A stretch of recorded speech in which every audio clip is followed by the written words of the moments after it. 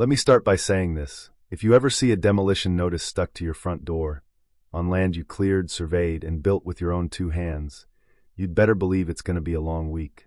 Because I know exactly how this goes. I spent 15 years with the Bureau of Land Management, and I can read a deed the way most folks read a street sign. So when I bought this little slice of Colorado, 1.6 acres of red rock and ponderosa pine way out past where the map turns pale, I did it because I wanted peace. Not trouble, not neighbors, not rules about mailbox color or which direction the grass is supposed to lean when the wind blows. Every stone in my foundation, every bolt in the roof, every bit of sweat on the hardwood floor, it was all me. Not because I'm some wannabe pioneer, but because I don't trust anyone else to get it right. So you can imagine how hard I stared when I saw 2 folks in Pine Grove Estates polos come crunching up my gravel drive one Monday morning, all shiny shoes and clipboards, like they were about to audit my soul. They hit me with it fast. No small talk, no "how's your day?" Just, "Mr. Hole, you've been served." Big envelope, red stamp, notice of demolition. 10 days, they said. 10 days to tear down everything I'd built, or the HOA would remove all unpermitted structures themselves. And charge me for it. I actually laughed. "This isn't your jurisdiction," I said, thinking, you folks must have taken a wrong turn at legal. My house was built before your HOA existed.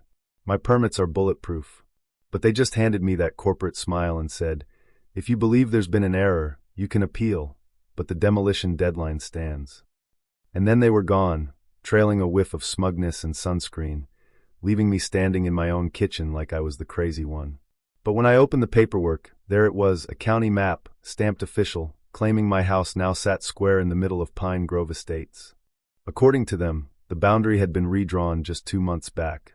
But I know this land. I know every gully, every marker, every square foot.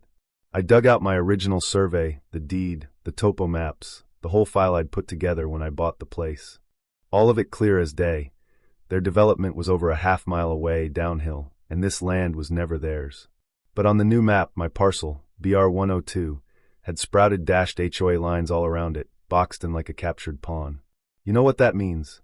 Someone inside the recorder's office stamped this. Someone got paid, or leaned on, or just didn't care. I wasn't having it. I packed every file I had, drove to the county office, and found Gwen, the kind of woman who's been at her desk since before fax machines were cool. She took one look at the letter and frowned. There was a revised parcel map from Pine Grove last quarter. Came in late, no public hearing, just slipped in. She printed both versions for me, the old one and the new. There it was, my property, surgically shifted inside the HOA's lines. I looked at the signature at the bottom, F. Craig. Freddie Craig, a consultant I'd known from back in my BLM days, and a guy famous for bending the rules for a price. Gwen just shook her head, voice dropping. "You should talk to Jason Epps, Development Coordination. He's the one who pushed it through." So I did what you do when you've got time and a bone to pick. I marched right up to Jason's office, no appointment, just a binder and a bad mood. He tried to shuffle me off. "There was a recent correction," he said, like I was bothering him with details. "Correction?" I slid my binder across his desk, open to the GPS overlays. "This isn't a correction. You moved property lines with no notice, no hearing, and your buddy Freddie signed off. You even shifted the stakes. See that? The new map doesn't match the terrain. There's no ridge there, but there is on mine." He blanched, muttered about standard process, but I cut him off. "If you so much as shred one file, you're complicit. This binder's going to the state surveyor, the DA, and 3 reporters before sundown. So what's it gonna be?" He paled. I walked out, left him sweating under his framed poster. Planning tomorrow today. Yeah, right. That night, I installed more cameras, trail cams, cloud backups, motion sensors on the barn, and along the road where the HOA goons had dragged up a bulldozer just the week before. Paranoid? Maybe. But when someone threatens to erase your life with paperwork, it's not paranoia, it's preparation. Couldn't sleep, so I dug up everything I could on Freddie Craig. Turns out, Freddie had a side hustle. He'd redrawn boundaries for 2 other HOAs in the last year. Each time, new maps filed as corrections, skipping hearings, shuffling land onto the developer's board. And then I spotted it. A campaign donation from Freddie to the same county commissioner who oversaw zoning. Smoke meet fire. I called Danny Salazar, an old field reporter I trusted. She promised to come out, cameras blazing. When she showed up the next day, we walked the property, drone buzzing overhead, binder in my hands. We found the original stake still set in the dirt, the old oak tree with my initials carved in. "This is bulletproof," Danny said, grinning. "People ignore lies with a stamp, but not this." That afternoon, I typed up a cease and desist. Cited every property law, attached my deed, a notarized affidavit from the previous owner. He'd never signed any HOA agreement and would testify to it. I walked it into Pine Grove myself. The receptionist tried to intercept, but I left the envelope on her desk. Any more trespassing, it's criminal. Legal proceedings have started. Back home, my cameras picked up 3 guys in vests at the edge of the tree line, clipboards, rangefinders, walkie-talkies. They didn't knock, didn't call. Just pointed and left. Then came the twist, the real twist. That afternoon, a flatbed truck with a yellow bulldozer and an excavator started up my ridge.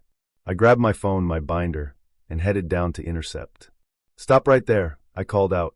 4 guys in hard hats turned. One waved a court order. "We're here for demolition prep." "No, you're not," I said, holding up my own emergency restraining order from a judge who knew the score. "You step onto my land, it's contempt. The sheriff's office is watching. This is live streamed." They backed off but didn't leave. Parked their machines just outside the line, idling like hungry dogs. That night, I added more floodlights, wired up every camera to triple backups, and checked my legal files one last time. It hit me looking through the old utility maps. There was a line labeled Temporary HOA Water, unconfirmed. Years ago, Pine Grove had asked to run a pipe through my land. No paperwork, just a handshake and a case of beer. I'd let them, thinking it was temporary. I found the meter box by the cedar grove, still wet, their water running through my land. Well, that was over. Next morning, I hand-delivered a legal notice. They had 72 hours to pull back, or their water got shut off. This time, the HOA president herself called, Mallory Phelps, voice sharp as a broken bottle. "You're threatening community safety," she said. "Not a threat," I replied. "It's a notice. Pull the demolition order, or your water's gone." She snapped. "You're in the way of our master plan. If you don't cooperate, we'll act." "Funny," I said. "No one asked me to the table when you forged the map." That evening, a neighbor, Jason, came by, nervous, hands in his pockets. "My sister's on the HOA board," he said. "They're planning to bring in private security, enforcement maybe. They already call you a squatter. Folks are getting nervous. Mallory's losing it. Phones are banned from meetings now." He shrugged. "Just thought you should know." Next board meeting, I flew my drone over the clubhouse. The shotgun mic caught Mallory pacing. "We cannot back down. If we lose, others will resist. The house must go, even if we bulldoze at night." That was it, the voice, the confession, the whole plan. I filed it with the county, the DA, and Danny. And I cut their water line, sealed it off, photographed everything, and backed up the footage. By morning, the HOA lost their water. Contractors arrived at dawn, plain trucks, hard hats, no logos. I marched down, chest cam rolling, binder ready. They told me, "We're authorized to begin demolition prep." I laughed. "By who?" "The HOA. Read the map. This is private land," court ordered. "You so much as move a pebble, you're facing contempt." Sheriff's on speed dial. They packed up and left in 15 minutes. Word spread fast. My case went regional. The news ran the drone footage, the confession, the overlay of real versus fake maps. Channel 12 called it Land Battle in Pine Grove. And the state showed up, 2 auditors, all business, walked into the HOA office and left with stacks of files. Grant, my lawyer, called. Prosecutors opened an inquiry. All new HOA activity is frozen. But I needed the smoking gun. Then, an anonymous email landed in my inbox. A Google Drive link with 4 PDFs. Drafts of the map from different months. The earliest excluded my land. The final one, forged signatures, my lot boxed in. But the digital signature was a copy-paste job, proof of fraud. I sent it to Grant, to Agent Reynolds from the Office of Land Integrity, and to Danny. Next morning, the news had it everywhere. HOA land swap scandal. By noon, HOA board members were resigning. I watched them haul down the signage from my gate on trail cam. Thursday, the county marshal arrested Mallory. Fraud, conspiracy, abuse of office. News vans showed up, but I didn't answer calls.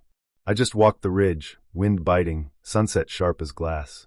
3 weeks later, in Mesa County Court, the judge voided the new plat maps, shut down Pine Grove Estates HOA completely. Turns out, I wasn't the only victim. Other parcels had been absorbed over the years. Now, with the fraud exposed, residents were free to form a voluntary association or dissolve the whole mess. Mallory took a plea deal: house arrest, probation, a lifetime ban from any board, and a massive fine. She moved out of state. No one came to her defense. I filed for damages, got every cent back and more. I reinforced my boundary with laser-etched markers and a sign that flashes, wrong parcel. Try again. My mailbox? It now reads, Jeremy Holt, independent landholder, maps verified, good luck trying. Sometimes hikers wander by. They ask what happened. I give them lemonade and say, it's not monsters who run the world, it's folks who think they'll never get caught. But sometimes, you don't need a map to find the truth. Now let me ask you, what would you do if someone tried to erase your life with a piece of paper? Ever seen the little guys win against the system? Share your thoughts below, right and wrong, justice and power. I want to hear your story, because sometimes standing your ground is the bravest thing you can do.